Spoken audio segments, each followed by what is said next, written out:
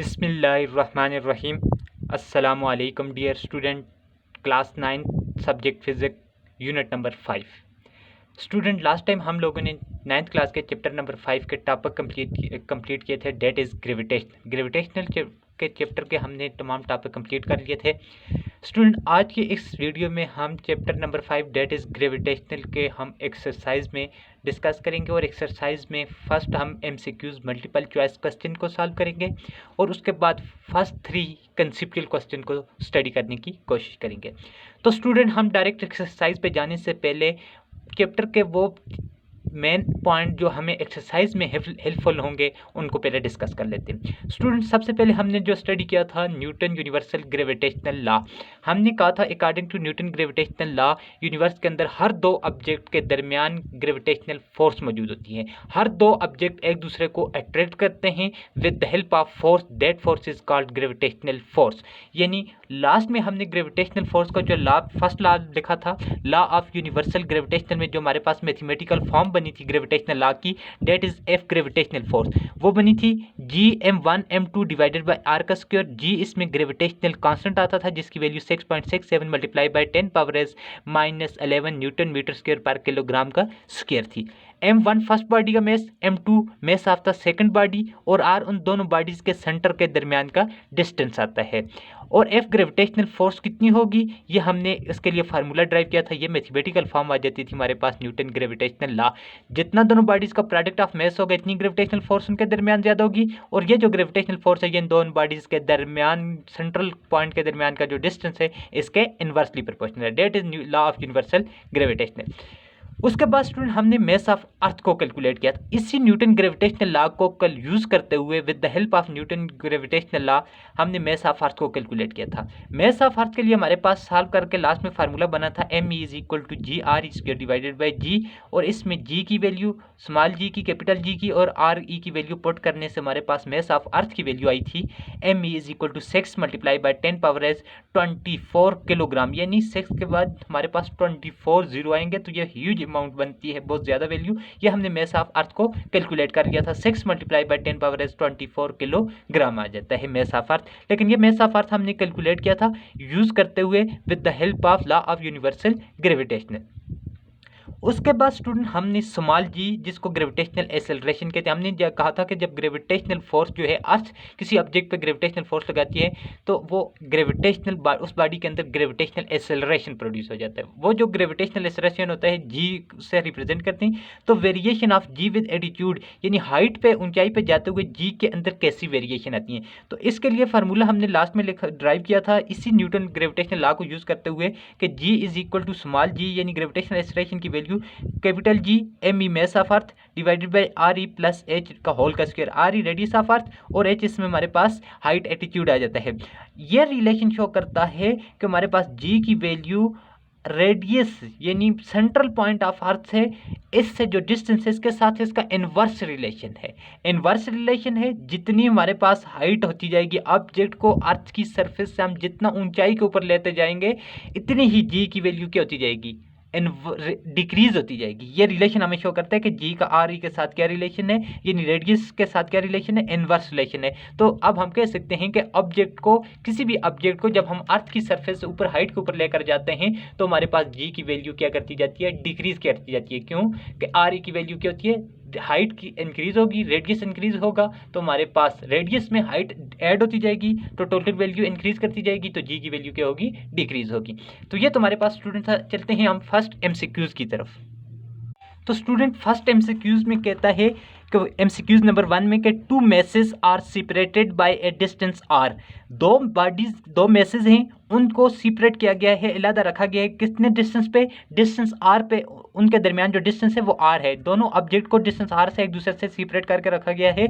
If both message, अगर दोनों message जो हैं आर डबल, दोनों मैसेज को दोनों बॉडीज के जो मैसेज हैं उनको डबल कर दिया जाए, पहली वैल्यू से डबल कर दिया जाए, the force of attraction between 2 message change by factor. उन दो मेसेज के दरमियान जो फोर्स ऑफ अट्रैक्शन है वो चेंज कर जाएगी। किस फैक्टर के साथ? 2 फैक्टर के टाइम 4 टाइम्स, या 1 डिवाइड बाई 2 टाइम्स, या 1 डिवाइड बाई 4 टाइम्स। दो बॉडीज के मेसेज को अगर डबल कर दिया जाए तो उनके दरमियान फोर्स ऑफ अट्रैक्शन जो है वो किस फैक्टर के तक, इनमें से किस फैक्टर्स के साथ वो वेरी कर जाएगी, चेंज हो जाएगी।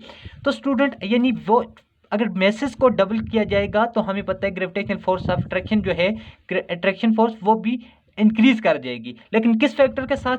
इसके लिए हम स्टूडेंट करते हैं सॉल्व करते हैं इसको, कि हम सपोज करते हैं स्टूडेंट कि मेरे पास सबसे पहले मैं कहता हूं कि ग्रेविटेशनल फोर्स दो बॉडीज के दरमियान जो पहले मौजूद थी ग्रेविटेशनल फोर्स, वो according to Newton gravitational law force of attraction मौजूद है, that is m1 m2 divided by r का स्क्वायर आ जाता है, that is called equation number 1 आ जाएगा। ये हमारे पास m1 और m2 बॉडी का मैसेज m1 और m2 है। जब सिंपल उनके दरमियान फोर्स ऑफ अट्रैक्शन थी, मैस उस वक्त m1 और m2 था।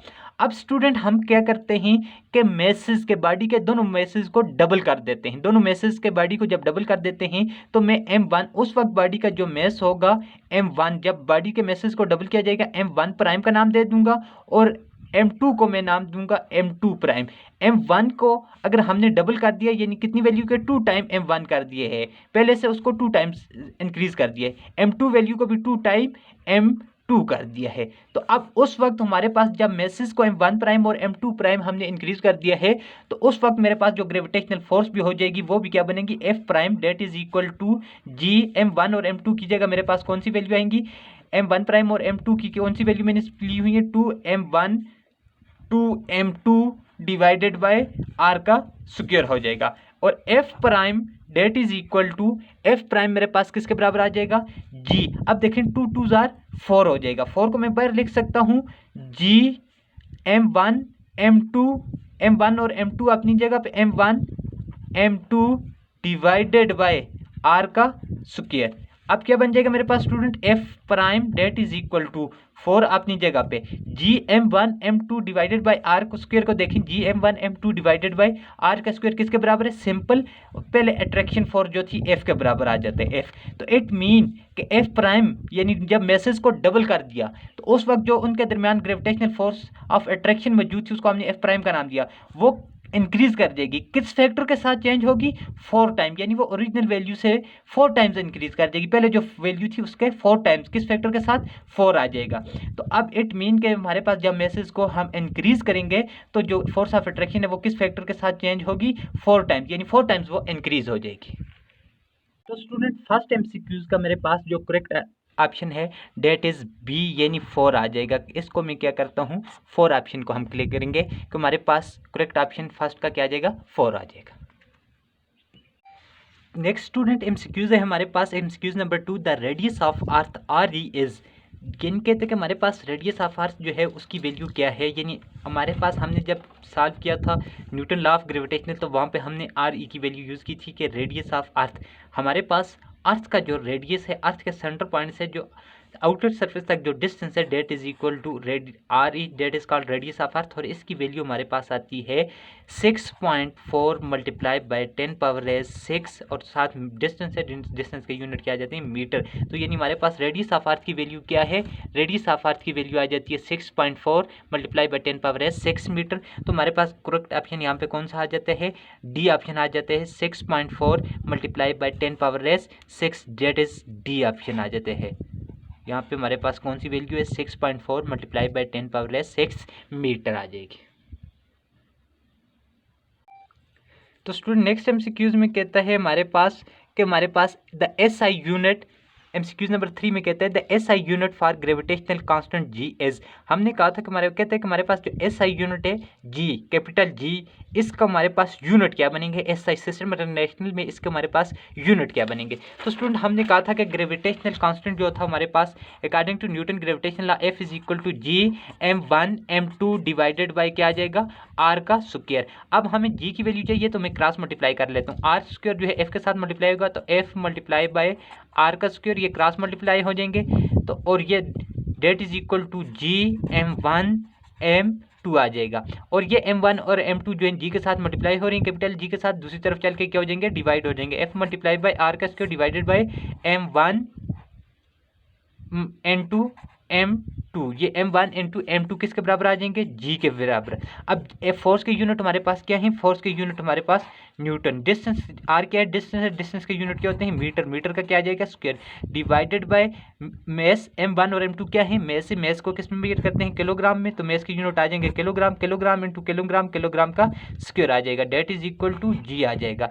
तो मेरे पास G के यूनिट क्या बन जाएंगे? न्यूटन मीटर स्क्वायर पर किलोग्राम का स्क्वायर। तो नीचे से किलोग्राम को ऊपर लेकर जाएंगे, जब पावर क्या हो जाएगी मेरे पास? Newton metre square into kilogram की पावर क्या हो जाएगी? -2, that is equal to SI unit of capital G, gravitational constant के हमारे पास यूनिट न्यूटन मीटर स्क्वायर पर किलोग्राम का स्क्वायर आ जाएगा। तो करेक्ट ऑप्शन मेरे पास इसमें क्या है?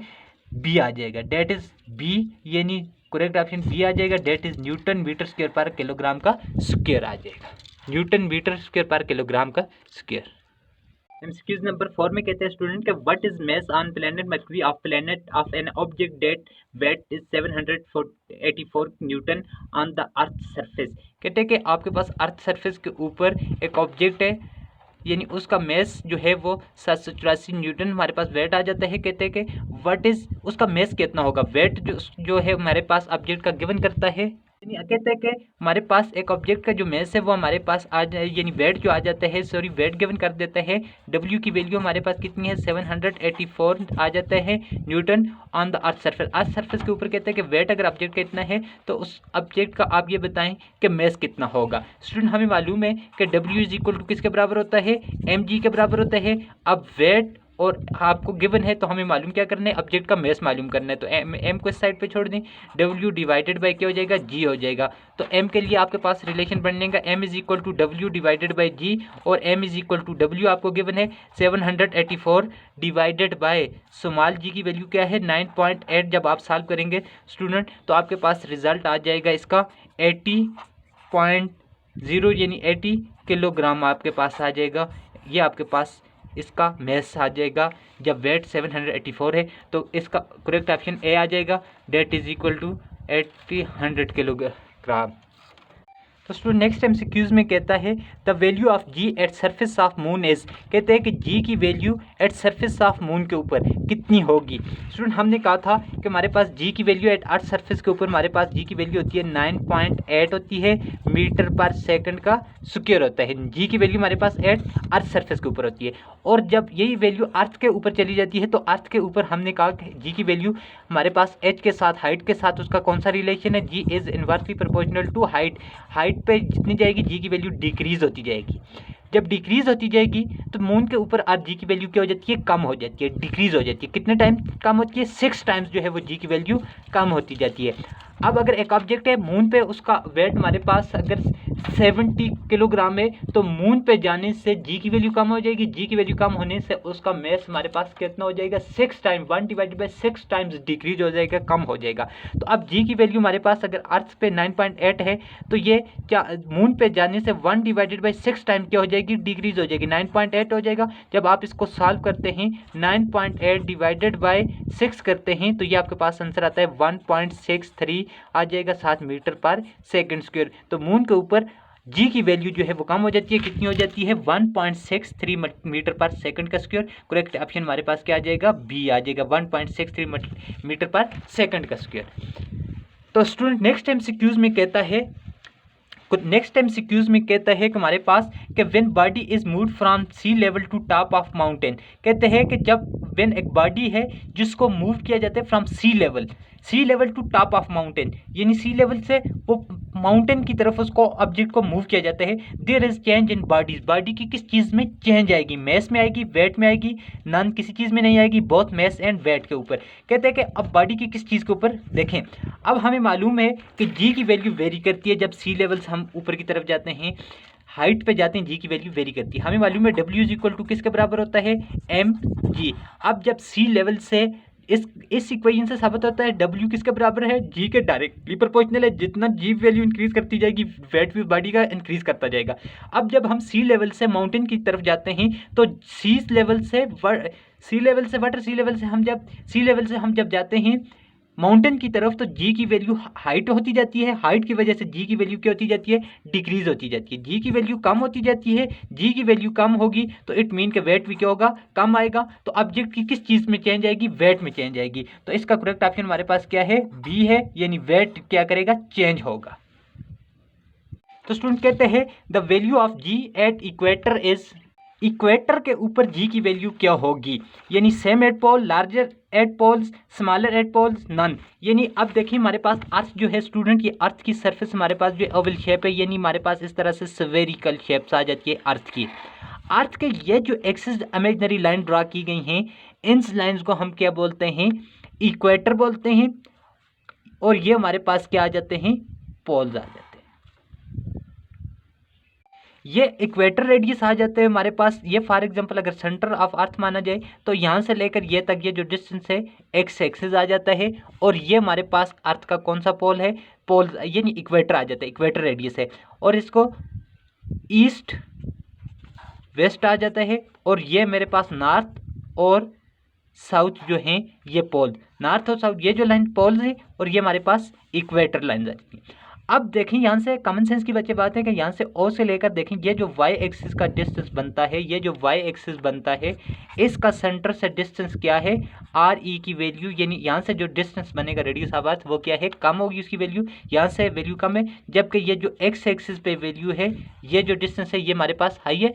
अब जब ये इक्वेटर के ऊपर वो पूछ रहा है, पोल के ऊपर हमारे पास वो पूछ रहा है कि इक्वेटर के ऊपर, इस पॉइंट इक्वेटर के ऊपर हमारे पास जी की वैल्यू क्या होगी, पोल की निस्बत कम होगी या ज्यादा होगी। अब देखें यहाँ से हमारे पास एक्स की वैल्यू ज्यादा, मीन इक्वेटर रेडियस क्या होगा, ज्यादा होगा। जब आर की वैल्यू ज्यादा हो जाएगी, आर की वैल्यू जब ज्यादा होगी तो हमें पता है कि जी की वैल्यू क्या होती है, जी की वैल्यू कम होती है, क्योंकि रेडियस के साथ जी का, डिस्टेंस के साथ रेडियस के साथ जी की वैल्यू इनवर्स रिलेशन है। तो जब यहाँ से ये जो इक्वेटर का जो डिस्टेंस है, इक्वेटर रेडियस है वो ज्यादा है किसके, पोल्स रेडियस के मुकाबले में। इक्वेटर का रेडियस ज्यादा होने से आर की वैल्यू ज्यादा है, तो वहाँ पे जी की वैल्यू क्या हो जाएगी, कम हो जाएगी। इसी वजह से हम कहते हैं इक्वेटर के वैल्यू, इक्वेटर पॉइंट पे जी की वैल्यू क्या होती है, कम होती है, क्योंकि सेंटर पॉइंट से रेडियस क्या होता है, ज्यादा होता है। जबकि पोल पॉइंट पे जी की वैल्यू क्या होती है, लार्ज होती है एज कम्पेयर टू इक्वेटर। तो अब हम कह सकेंगे कि हमारे पास जी की वैल्यू क्या होगी, स्मॉलर एट पोल, पोल के ऊपर हमारे पास जी की वैल्यू क्या होगी, स्मॉलर एट जी की वैल्यू इक्वेटर पे स्मॉलर एट पोल, पोल के मुकाबले में क्या होगी, कम होगी, क्योंकि इक्वेटर की वैल्यू, जी की वैल्यू पोल के मुकाबले में इक्वेटर पे कम होगी। आगे पूछते हैं the value of G dash with attitude, G की वैल्यू एटीट्यूड पे, हाइट पे जाने से इंक्रीज करती है, डिक्रीज करती है, जीरो होती है या रिमेन सेम रहती है। अब स्टूडेंट हमने कहा था कि जी की वैल्यू का हमारे पास रेडियस के साथ क्या है, इनवर्स रिलेशन है। जब इनवर्स रिलेशन है तो अब हाइट पे जाते जाएंगे तो हाइट इंक्रीज होती जाएगी, आर में एच की वैल्यू इंक्रीज करती जाएगी, एच की वैल्यू हाइट पे जाते जाएंगे, एच की वैल्यू आर में ऐड होती जाएगी, तो ये टोटल वैल्यू लार्ज होती जाएगी। जब ये वैल्यू लार्ज होती जाएगी तो जी की वैल्यू हमारे पास क्या होती जाएगी, कम होती जाएगी। तो इसका हमारे पास करेक्ट ऑप्शन हमारे पास यहाँ पे स्टूडेंट हमारे पास 7 MCQs में, यानी value of G equator is, इसका करेक्ट ऑप्शन सी था, यानी स्मॉलर एट पोल। और दूसरे में हमारे value of G at dash with altitude, यानी डिक्रीज विद एटीट्यूड, हाइट के साथ एटीट्यूड के साथ क्या होती जाएगी, डिक्रीज होती जाएगी। तो ये हमारे पास MCQ सॉल्व हो जाते हैं स्टूडेंट। अब स्टूडेंट हम कंसेप्चुअल क्वेश्चन की तरफ जाते हैं। फर्स्ट कंसेप्चुअल क्वेश्चन है हमारे पास, if there is attractive force between all object why do not we feel ourself gravitating towards the nearby massive building. कहते हैं कि अगर अट्रैक्टिव फोर्स हर तमाम ऑब्जेक्ट के दरमियान, अर्थ के ऊपर तमाम ऑब्जेक्ट के दरमियान, यूनिवर्स के अंदर अट्रैक्टिव फोर्स मौजूद है, वो एक दूसरे को अट्रैक्ट करते हैं, उनके दरमियान ग्रेविटेशनल फोर्स, अट्रैक्टिव फोर्स मौजूद है, तो फिर हम बजाते खुद हैवी मैसिव बिल्डिंग की तरफ क्यों अट्रैक्ट नहीं होते। तो स्टूडेंट इसका आंसर हमारे पास है कि attractive force present between all object, तमाम ऑब्जेक्ट के दरमियान अट्रैक्टिव फोर्स मौजूद है, but we do not feel ourselves gravitating to, because हम जबकि बजाते खुद ग्रेविटेशनल फोर्स महसूस नहीं करते, किसके साथ, बिल्डिंग के साथ, बिकॉज क्योंकि value of G, G capital जो ग्रेविटेशनल कांस्टेंट है उसकी वैल्यू हमारे पास क्या होती है, स्मॉल होती है पहली बात, and force present between building and our self is very small. इसी वजह से बिल्डिंग और हमारे दरमियान जो ग्रेविटेशनल अट्रैक्टिव फोर्स है वो क्या हो जाती है, स्मॉल हो जाती है, बिकॉज के जी की वैल्यू क्या है, वो चीज़ स्मॉल है, जिसकी वजह से हमारे पास बिल्डिंग के दरमियान ग्रेविटेशनल अट्रैक्टिव फोर्स जो है वो क्या हो जाती है, वेरी स्मॉल हो जाती है। Therefore we can not feel ourself gravitating, जिसकी वजह से हम अपने आप को क्या नहीं कर सकते, बजाते खुद हम ग्रेविटेशनल फोर्स महसूस नहीं कर सकते, हम बिल्डिंग की तरफ अट्रैक्ट नहीं होते, ना ही बिल्डिंग हमारी तरफ अट्रैक्ट होती है। इसकी रीज़न क्या है स्टूडेंट, हमने फॉर एग्जांपल ये हमारे पास एक बिल्डिंग आ जाती है, ये एक बॉडीज है। अब हम सपोज करते हैं कि हमें पता है कि ग्रेविटेशनल लॉ के मुताबिक ग्रेविटेशनल अट्रैक्टिव फोर्स को मालूम करने का फार्मूला है F=G(m1m2) डिवाइडेड बाय r का square, that is equal equation number 1। अब ये बिल्डिंग हमारे पास और ये बॉडी आ जाती है। इन सपोज करते हैं कि इस बॉडी का मास मेरे पास 70 किलोग्राम है और इस बिल्डिंग का मेरे पास जो है 70,000 किलोग्राम मेरे पास इसका मास आ जाता है। इनके दरमियान डिस्टेंस सपोज करते हैं कि हमारे पास r1 है। अगर हम इस फार्मूले में वैल्यू पुट करें तो F=G की value 6.67 multiply by 10⁻⁻11 multiply by m1 की वैल्यू मास ऑफ ऑब्जेक्ट की वैल्यू क्या है 70 मल्टीप्लाई बाय m2 की वैल्यू 70,000 है, तो वो पुट करते हैं डिवाइडेड बाय इन दो के दरमियान डिस्टेंस क्या आ जाएगा 1 का स्क्वायर, तो 1 का स्क्वायर 1 आ जाएगा। 6.67 मल्टीप्लाई बाय 70 मल्टीप्लाई बाय 70 100 ये यानी 70 मल्टीप्लाई बाय 700 यानी सॉरी 70,000 आ जाएगा। अब इस वैल्यू को जब मैं मल्टीप्लाई करता हूं तो 3268 3000 आ जाएगा वैल्यू, और multiply by 10⁻⁻11 same as it रहेगा। अब हम क्या करते हैं कि जब इनको मैं सॉल्व करता हूं तो मेरे पास फाइनल जो ग्रेविटेशनल फोर्स की वैल्यू आती है वो आ जाती है, फाइनल मेरे पास जो ग्रेविटेशनल फोर्स की वैल्यू आ जाती है वो मेरे पास 3268 3 मल्टीप्लाई बाय 10⁻⁻8 आ जाती है। इसको मैं 10 की पावर को 8 सब्ट्रैक्ट करने के बाद फाइनल रिजल्ट यहाँ पे। अब इसको मैं जब साइंटिफिक नोटेशन से रिमूव करके जनरल फॉर्म में लिखता हूँ तो मेरे पास ये 10⁻⁻8 है, तो इसका मतलब है कि इस पॉइंट के बाद 0 पुट करने हैं तो मेरे पास वैल्यू आ जाती है 0.0032683 यानी न्यूटन आ जाती है। अब देखें इस बॉडी का कितना ज़्यादा मास था 70,000 किलोग्राम और ये मेरे पास 70 किलोग्राम था, इनके दरमियान डिस्टेंस कम था, लेकिन जी की वैल्यू स्मॉल होने से जिसने 10⁻⁻11 था तो इस वजह से ये फोर्स मेरे पास 0 में आ गई। देखिए अब बिल्डिंग के दरमियान और इस ऑब्जेक्ट के दरमियान जो है वो फोर्स 0.00 बहुत ही स्मॉल वैल्यू जो हम महसूस नहीं कर सकते। So next question है does the sun exert large force on earth then that exerted the sun by earth। कहते हैं कि क्या सन जो है वो ज्यादा फोर्स लगाती है अर्थ पे या अर्थ फोर्स जो है वो सन पे ज्यादा लगाती है। इसको एक्सप्लेन करेंगे। जो ग्रेविटेशनल फोर्स अर्थ सन पे लगाती है और सन अर्थ पे लगाता है, इस पे कौन सा पूछना वो ये चाहता है कि कौन सी बॉडी ज्यादा फोर्स लगा रही है। तो स्टूडेंट इसका आंसर नंबर 2 है क्वेश्चन का कि no sun and earth both exert same amount of force on each other. Sun और अर्थ जो हैं वो दोनों एक दूसरे पे सेम अमाउंट की फोर्स एग्जर्ट करते हैं। ना ही सन अर्थ पे ज़्यादा फोर्स लगाती है, ना ही अर्थ जो है वो सन पे फोर्स लगाती है, ज़्यादा फोर्स लगाती है। दोनों जो हैं ग्रेविटेशनल फोर्स हमने कहा था कि दोनों बॉडीज़ के प्रोडक्ट के डायरेक्टली प्रोपोर्शनल, लेकिन ये नहीं कि जिस बॉडी का मास ज़्यादा वो दूसरे पे बॉडी पे ज़्यादा ग्रेविटेशनल फोर्स लगाएगी, वो प्रोडक्ट के डायरेक्टली प्रोपोर्शनल है। अब यहाँ पे सन जितनी फोर्स अर्थ पे लगाएगी इतनी ही अर्थ सन के ऊपर लगाती है, यानी F=G हमारे पास मैथमेटिकली क्या आया था G(m1m2) डिवाइडेड बाय r का स्क्वायर आया था। Both forces act like action and reaction force. ये जो ग्रेविटेशनल फोर्स में दोनों बॉडीज एक दूसरे के ऊपर जो ग्रेविटेशन फोर्स लगाती हैं ये जस्ट उसी तरह से हैं, यानी न्यूटन थर्ड लॉ को ये आउट करती हैं, एक्शन और रिएक्शन की फोर्स की तरह हैं। यानी एक्शन और रिएक्शन फोर्स में जितनी बॉडी एफ बी पे फोर्स लगाती है इतनी ही बॉडी बी ए पे फोर्स लगाती है। सिमिलरली ग्रेविटेशनल फोर्स का भी वही कंसेप्ट है कि दोनों बॉडीज, अगर एक बॉडीज का मास ज्यादा है दूसरी बॉडीज पे फोर्स, यानी वो मास इसमें इन्वॉल्व नहीं होता, बॉडी ए और बी दोनों पे एक्शन और रिएक्शन की फोर्स की तरह लगाती हैं। तो जितनी बार अर्थ सन पे फोर्स लगाती है इतनी ही सन अर्थ के ऊपर लगाती है। मास ज्यादा होने पे डिपेंड नहीं करता, वो प्रोडक्ट ऑफ मास के डायरेक्टली ग्रेविटेशनल फोर्स मौजूद है, डायरेक्टली प्रोपोर्शनल होता है। अब F1 फोर्स जो है वो किसके बराबर है, F2 के बराबर है, और F2 जो है वो किसके बराबर है G(m1m2) डिवाइडेड बाय r के स्क्वायर। इससे साबित ये हुआ, कंक्लूड ये होता है कि जितनी सन अर्थ पे फोर्स लगाती है उतनी ही सन जो है वो अर्थ के ऊपर, दोनों एक दूसरे के ऊपर सेम अमाउंट की फोर्स एक्सर्ट करते हैं। तो स्टूडेंट आज हमने फर्स्ट 2 कंसेप्चुअल क्वेश्चन और मल्टीपल चॉइस क्वेश्चन को सॉल्व किया। नेक्स्ट वीडियो में हम इंशाल्लाह रिमेनिंग कंसेप्चुअल क्वेश्चन को स्टडी करेंगे। थैंक्स।